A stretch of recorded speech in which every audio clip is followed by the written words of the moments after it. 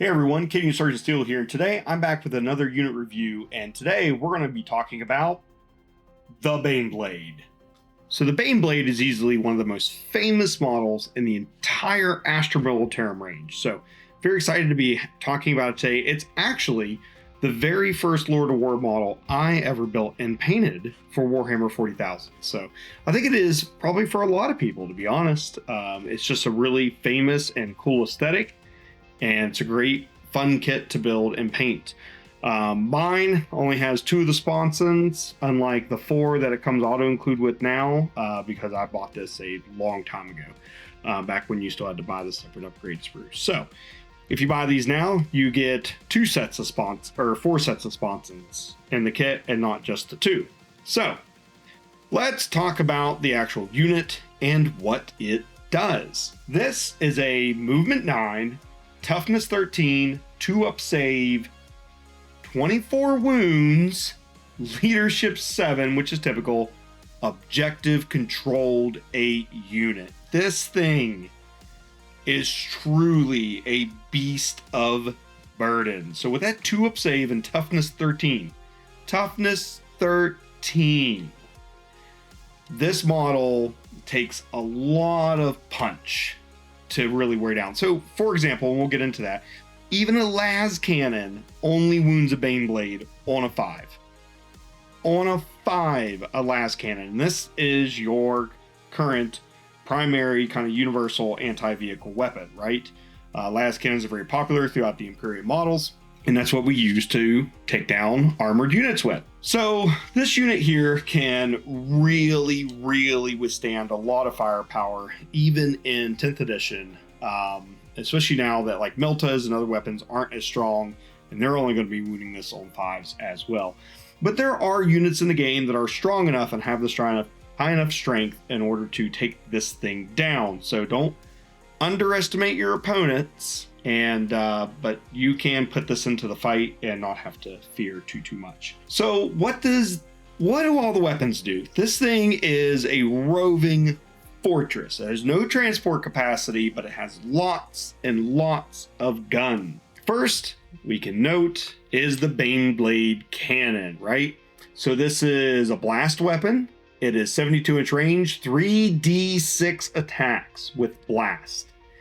So anywhere between 3 and 18 shots, not including your blast bonuses. So that's pretty decent, although you could roll 3 1s, which is always very unfortunate when it does happen. Strength 12.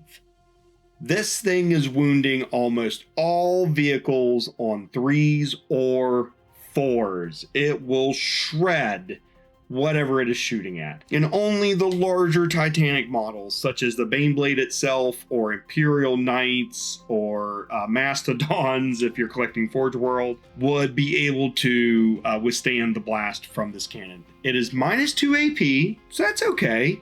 I feel like it's pretty average now for your heavier weapons that aren't Melta. So it doesn't do too bad in that department. And flat 3 damage, which is where this thing shines. So with flat 3 damage, that means this can take out Terminators, most of all your elite models. You know, it's going to be wounding on 2s. They're going to be saving on 4s, and then each one of these it goes through just wipes out a model. And that's true for most other elites and other armies as well, unless they have 4 wounds. So this thing really can shred other armies just with its main gun alone. Next, you have, mounted on top, the coaxial autocannon. So this is 48-inch range, 2 shots, strength 9, -1, flat 3. Standard autocannon. No twin linked or anything, it's only just the one of them. Then we have on the front, hall mounted, we have a demolisher cannon. So this is blast. It's d6 plus 3 shots, 24-inch range, strength 14, -3, d6 damage. So this can also help really shred some things, especially with that blast there. You can go into heavy infantry or elite models and just blow them away or knock off the last few wounds on a vehicle too. Has higher AP than the Baneblade cannon and higher strength. But with the d6 damage, it's a little less reliable in order to bring something down that has multi-wound, you know, something like a Land Raider and so forth. It won't maybe do as well against those. Then we have the heavy stubber. Watch out for heavy stubbers. Like I said in the Rogaldorn video, these things are often overlooked. They are rapid fire 3, which means in half range, you're going to get an additional 3 shots. It is base 3 shots, strength 4, no AP, 1 damage. But with half range, that is 6 shots hitting on 4s with your heavy stubber. So if you get enough of these, you can shred your opponent's infantry across the table. They're kind of lightly armored infantry like cultists or Eldar models, right? This can do fairly decent against those, especially with that strength 4. Then we have, now mine is only built with 2 sponsons, like I mentioned earlier, but you can get up to 4 sponsons. And on the sponsons come always with a las cannon, each sponson. It's a standard las cannon. It's 48-inch range, strength 12, -3, d6 plus 1 damage. So really good against armor. We have twin heavy bolters mounted on the front here. You can also take twin heavy bolters on your sponsons. Those are going to be sustained hits 1, twin linked at strength 5, -1 flat 2. So once again, really great against Space Marines or other kind of smaller elite units. Or your other option is you could replace the sponson heavy bolters with heavy flamers. And if you did that, you'd have Ignores Cover, Torrent, and twin linked as well. It is 12-inch range, D6 shots each of those, so a little inconsistent, but you're auto hitting. Strength 5, -1 flat 1. So really good against infantry. If you want to take the heavy flamers on this, it'll do well against those. Then it also has a melee weapon, and that is Armored Tracks. So it is 6 attacks, weapon skill 4, strength 8, AP 0, 1 damage. It's okay, but with any vehicle, it's not always the actual melee attack you want, but it's how it interacts with the stratagem, tank shock, and what that does. So with tank shock, I think it's 1 command point currently. You roll a dice for the strength, for each strength that your melee weapon you choose to use on your vehicle model. And then you get to add additional attacks if your strength is higher than the toughness of the target. And then for every, I think it's 5 up, you deal a mortal wound. Correct me if I'm wrong there in the comments, but go look at the stratagem. It's one of the universal ones out of the core book.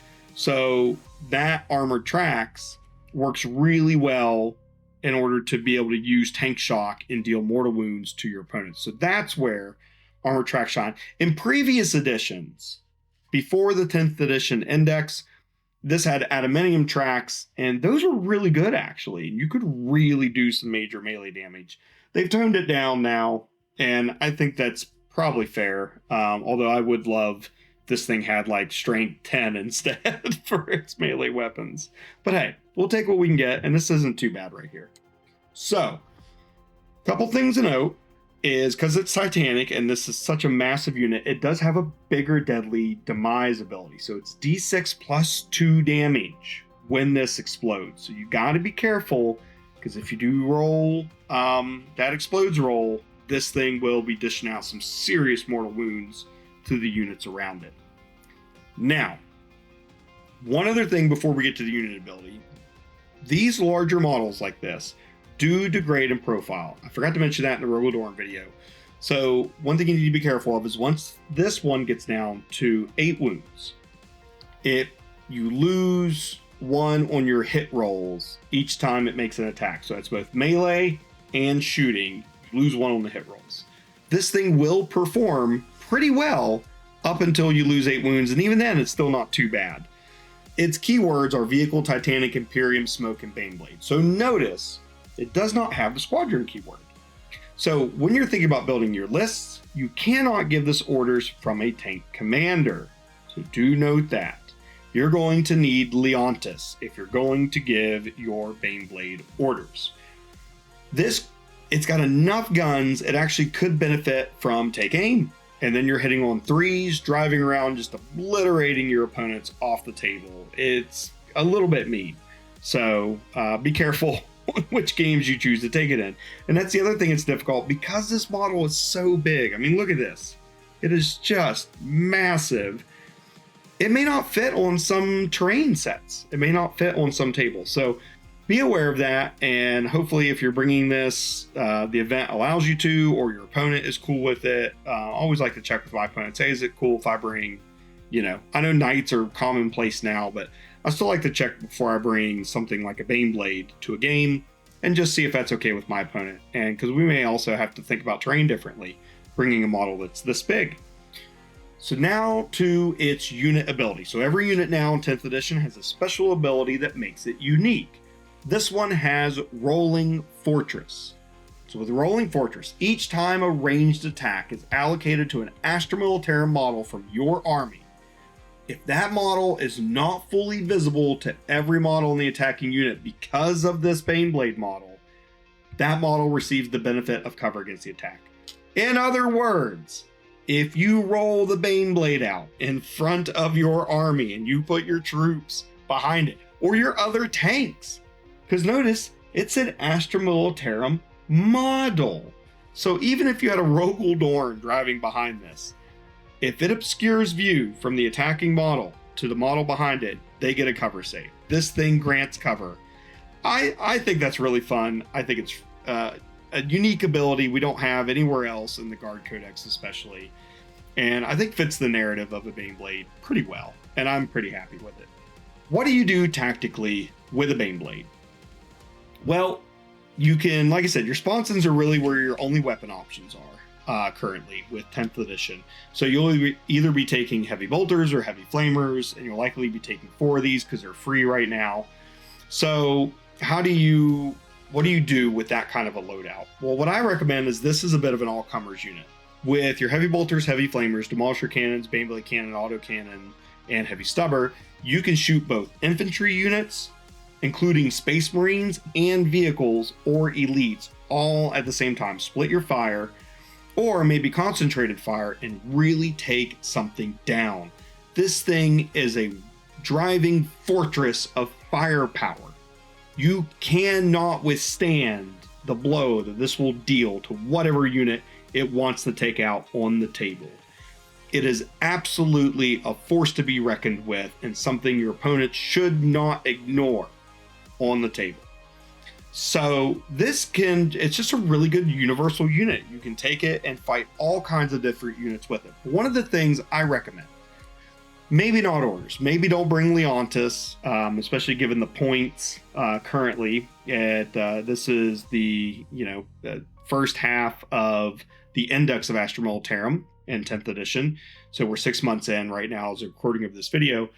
And you may not want to take Leontis to give this orders, but one thing I always recommend, one thing I think you should never skip out on, is a Tech Priest. Bring your little Tech Priest. They can heal it D3 wounds every turn, and then give this a 4-up invulnerable save. Laugh maniacally as your opponent tries to deal with a 2-up save, 4-up invuln, 24 wound model that heals D3 wounds every turn. Do the same thing with your Rogel. But your opponent is going to wish they had never challenged the Astra Militarum once you do that. And that's really what I recommend for synergy with this at minimum. Bring your Tech Priest, have it walk behind this. It'll also get a cover save and be able to assist your Baneblade. And then, fun rule, when the Baneblade dies, the Tech Priest has a cool ability where it basically goes insane, doubles the number of attacks with its Omnicyan Axe, and tries to murder anything nearby because it's so upset that such a beautiful, beautiful vehicle has been destroyed. So great thing that you can do there. So I do recommend bringing a Tech Priest and running it around. But this, when you put it on the table, when you deploy it with your army, you can really do it any way you want. And it depends also what you're up against. If your opponent has something that several units that are really good anti-armor, you may actually want to hide this in the back. You may want to tuck it in behind some ruins, give it a cover save. You may even want to do strategic reserves and then bring this in later on so you get to shoot first without your opponent taking out. Because movement does not hurt the shooting of this vehicle. The only thing you lose out on is the chance of being able to get an order on it.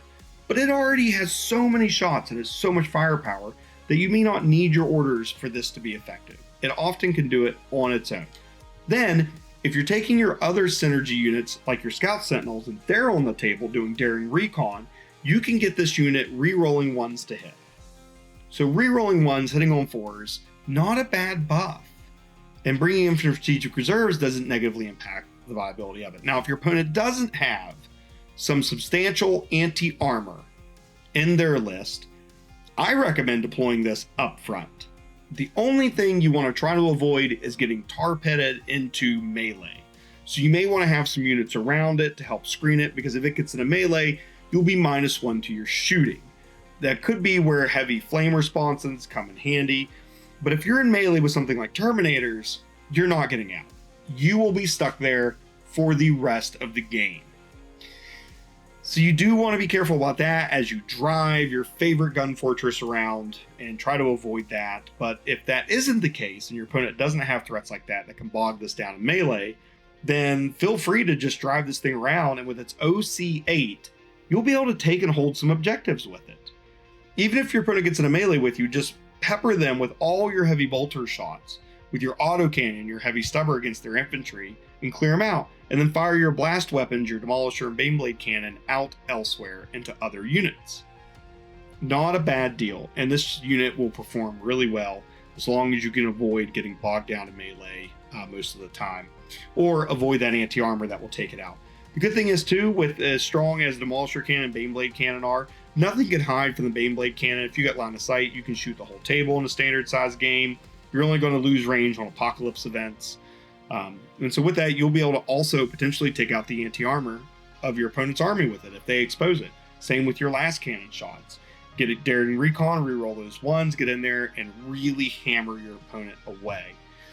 If you're going to do a command point on this, okay, if you're thinking about that command reroll for the Baneblade, I might recommend for the number of shots for your Baneblade cannon. That's probably where you may need that. Now, the issue around all that I just listed, all those synergies that you could place with it, is that's a lot of investments into one unit, and I never recommend that. You want to spread it out, and you want to make sure that you have an army that's well-rounded and multifunctional. And if you're betting everything on your Baneblade doing all the lifting and nothing else, you're going to lose. Your opponent will find a way to inhibit this. They'll take it off the table. They'll get it caught up in melee. They'll see what you're doing, and they'll shut you down. So that's where I actually might recommend leaving this as a medium level threat and not buffing it too much, especially turn 1. Maybe even doing strategic reserves to try to make sure that this thing stays alive, because if it lives and it has its wounds to mid-game, turn 3, your opponent's probably never stopping it at that point. And you'll be able to just roll across the table, taking whatever you want and not caring what the Xenos or the Heretics think. So, overall, amazing unit. Super fun to play. I highly recommend the Baneblade. I will be going over in later videos the variants to the Baneblade. I only have a few of them myself, but I'm working on some new ones that I don't know when I'm going to get around to, but I do have a couple more that I'm going to be building and painting. But I got the Shadow Sword, the Storm Lord, and a couple other variants of the Shadow Sword currently.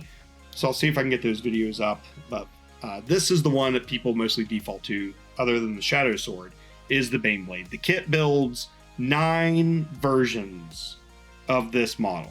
9 different versions of the Baneblade chassis. And some of them are transports. This one is not. And they're a lot of fun. It's a really great hobby project too. This is one of my earliest vehicle models that I finished painting. And it shows a little bit, but I have updated it over time. But you can do a lot with this, especially take some of the bits from the new Rogodorn kit and the Sentinel kits and put the stowage and stuff on here, and it looks really cool. It's just a lot of fun to build and paint. So definitely, if you are thinking about getting a giant Titanic unit, I think the Baneblade is where you start. And that's where you kick off from. That's it for this unit review. So overall, I think this is a very well-rounded unit and something that everyone has fun playing against and with.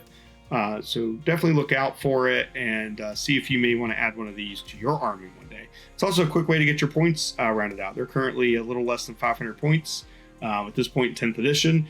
And so with that, it's a 4th-year army in a standard 2,000 point game. Or if you've worked really hard building a 1,000 point army of like infantry and so forth, just slap one of these bad boys down and you're good to go. I will say right now, I think the Rogodorn is competing with this. It's smaller and can maneuver better, and it has almost just as much firepower as a Baneblade. So something to keep in mind, but not the toughness and not the wounds that a Baneblade has, of course. So, all right, that's it for today. So I hope you all enjoyed this unit review. Please check out the other ones I've already done as well. And have fun wargaming. And as always, Cadia stands.